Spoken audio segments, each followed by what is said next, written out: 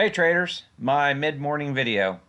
Wow, a rate cut. Boy, that just completely destroyed my trading today. I'll tell you what happened to me, and we'll go from there. Basically, I came into the opening session, and my initial bias before listening to the room a little bit, that this 100 SMA, I thought we were going to fade below that, coming down here for a responsive buy point today, possibly, or channel down in here in this trading range today. It looks like we were heading that way. We were just on the verge of heading that way whenever the announcement came out. Figure that. Uh, and I really had my trade set up for that thesis. I mean, so basically, and then the NQs, they were breaking early, breaking below the 100 early. Similar situation. I thought we were going to be coming down here. Of course, the news changed everything. And then we have our Russell.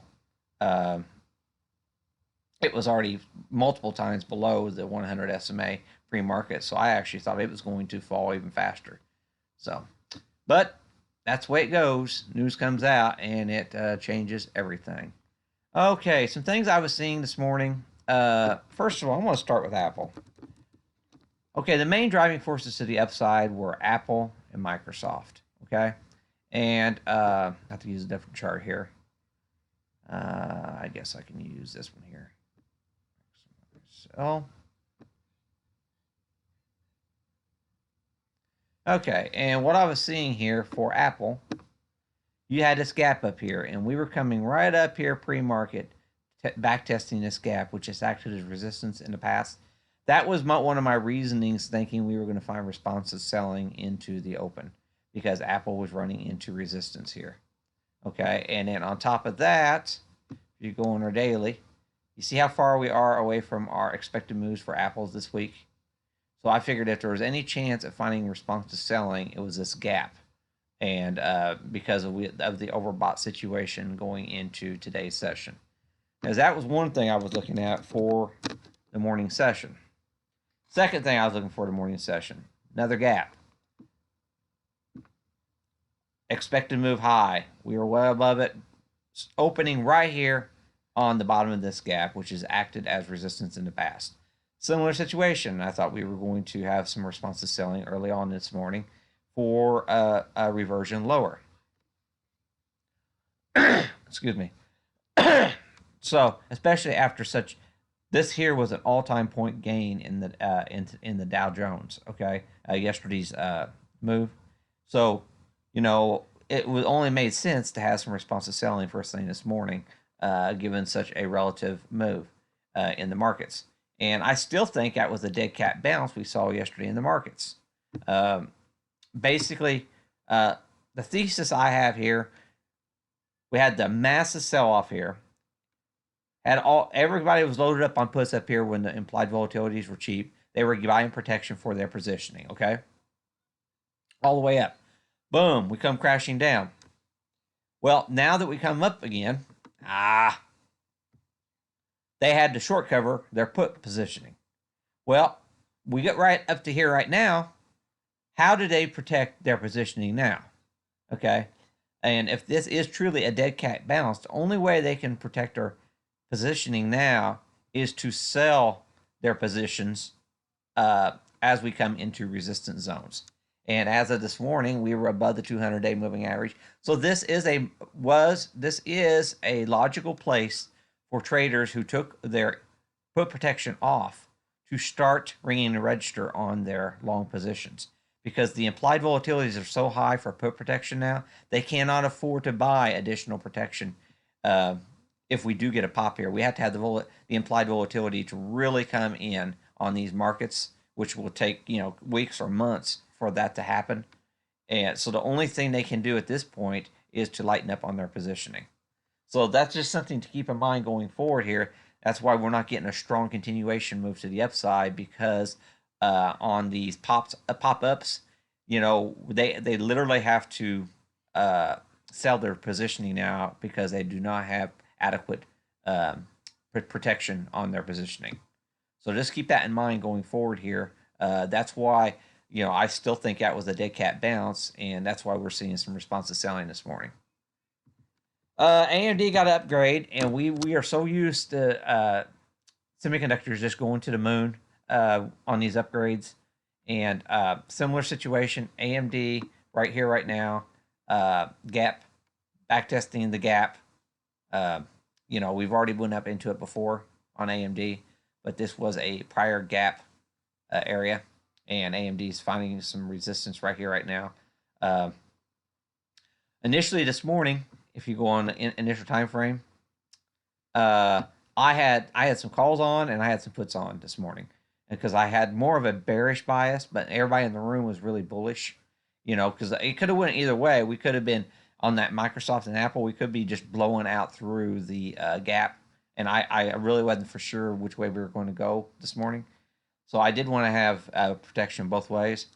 But this morning we did get it was starting to look really bad there right before the Fed came out, and once you know it, I started taking all my call positions off right before the Fed announced. And AMD, I actually sold that. That was the last one I sold. I sold it like 2 minutes before the announcement, of course, and then we had the rocket move, and I actually took a small hit on that one. Okay. Let's see here. NVIDIA. I also got NVIDIA for a sympathy play because it tends to trade really well with when AMD gets upgrades and stuff. And I saw this this one here hasn't been tested, another gap to be back tested. Okay, and I was really thinking we were going to get that right out of the gate. Well, we found immediate selling pressure on NVIDIA right out of the gate, and so I had to take a bigger loss on NVIDIA. It was only 2 contracts, but dollar wise, it was much bigger. And wouldn't you know it, I sold it. I sold it about 15, 20 minutes before that on that one, so I had to take a loss on that one. And then Facebook, that was my big loser for today. And Kathy was suggesting that we were going to go to $200 today, and I'm not one to disagree with Kathy at all. So my concern was first thing this morning, seeing Microsoft and Apple running into that resistance, and knowing Facebook had already completely traversed its gap in the pre-market session, or had already gotten into the gap, it hadn't completely filled it. I was concerned that I was a little bit concerned that it was going to sell back, but we hadn't when I entered, we hadn't completely filled the gap yet, but it didn't matter. We just completely found sellers immediately, and that was my big loss of the day. I went in way too big on this trade, thinking we were going to continue to the upside. So unfortunately, that one really got me. And then the puts also got me. Disney had a downgrade this morning, and I was doing really good, really good, really good. And then that news came out, and of course I panicked and didn't know how big of a, with those gaps being right above, I was really concerned. So I sold that at the absolute worst time this morning.